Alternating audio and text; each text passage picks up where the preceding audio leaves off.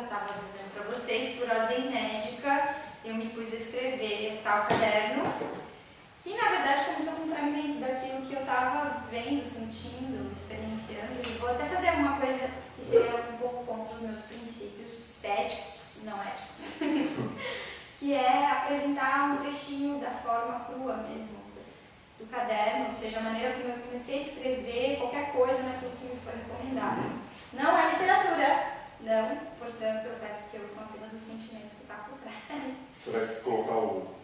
Eu trouxe, Luciano, eu trouxe aqui o caderno, por que não? Eu acho que estamos aqui entre amigos, né, um lugar íntimo, enfim, sua família e tal, por que não? Eu vou escolher aqui meio que ao léu de uma parte do caderno e vamos ver. Você sabe que o meu Apolo reprimido ele vai ficar completamente histérico ao perceber que você vai colocar os... Meu Dionísio vai sobrepor o seu Apolo, só nesse instante, tá? Tá bom. O Nietzsche está aqui do lado, ele vai deixar. Rapidinho. Tá bom. Então diga lá. Bem, sonhei hoje com a Tijuca e contei para minha psicóloga. Medicação nova, contentora da angústia. Sei, por intuição, que você deve estar voltando para São Paulo nestes dias, talvez amanhã mesmo. E aqui os dias se arrastam e a dor insidiosa entra pelas frestas de mim. Ele não me responde, eu falo, ele não...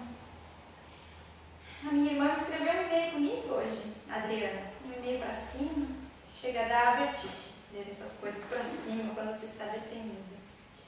Os olhos sobrevoam as frases porque a felicidade escrita, as fórmulas delas são sempre óbvias. Por que você voou, passarinho? Você sabia que tantos já fizeram isso e eu fiz isso com tantos? Mas entre nós havia tanto laço de flor, de fita, de ferro, de laser, laço para durar, para virar pó, para contar aos netos, laço. E eu vivo a dor de percebê-los todos eles, fibra por fibra. Só agora. Talvez você esteja esperando a serração baixar para dizer, é o fim. Rambo, por delicadeza, eu perdi minha vida. Eu mesma. Por delicadeza, eu me perco da vida. Estive em Nossa Tijuca no sonho que tive. Eu digo nossa porque foi ali o bairro que se tornou para mim o mais aprazível do Rio, onde sempre nos víamos, onde você pegava ônibus para casa, íamos ao shopping. E hoje, a médica. A chuva gordurosa do lado de fora, a Tijuca minúscula e vista de dentro de um táxi no sonho. Era nada ela, só gente confusa, semáforo afoito, só isso. Esvaziada de gente, as coisas são como pedras atônitas. Instituto José Forré, manhã de 17 de outubro de 2012. Caraca. Pesado. Bem, vocês podem perceber o teor, né? Mais do que o teor, a espinha dorsal, a ossatura do ser livre em si, o tronco por onde flui a seiva da poesia que eu escrevi. Literalmente, aqui vocês veem o caderno da Marina Mãos. E que é, na verdade, um único extenso poema. Eu acho que não é uma reunião de poemas, eu acho que é como se fosse um fôlego só, uma respiração só.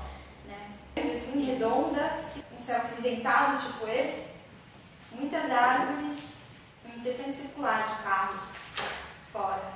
E foi nesse remoinho aí do universo que se deu a nossa verdadeira conversa. Um encontro com o poeta B.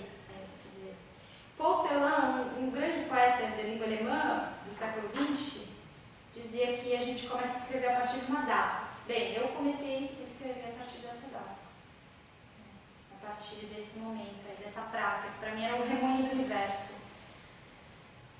O epicentro de Jacarepaguá, uma tarde que não era nem fria, nem quente, era apenas uma tarde. Então eu acho que finalmente eu vou ler um poema do livro que eu estou lançando. Chega de blá blá blá. Vamos passar para o reino de Apolo. Mas o que interessa? O reino da luz, o reino de Apolo, das musas. Vamos lá. Os últimos poetas do amor jazem no século XX e os li furtivamente, enquanto escrevia sua dor luminosa. Vi que cada filigrana de luz em ti pulsava, de escuridão em escuridão, numa rarefação lírica. A escrivaninha, cheia de pó, sobre uma toalha florida sem contornos, e mais flores nas pontas dos teus dedos, e achava-os bons. Teu crânio de cristal e chumbo se alternando, e o Deus do amor gigante às tuas costas sussurrando. Eras o apóstolo dele, e quando me olhavas, cansado, vias em mim, assim, uma sua cansada sacerdotisa. Interessante, né? A escrita, essa coisa de Deus, do amor, as tuas costas, né? Eros, as costas.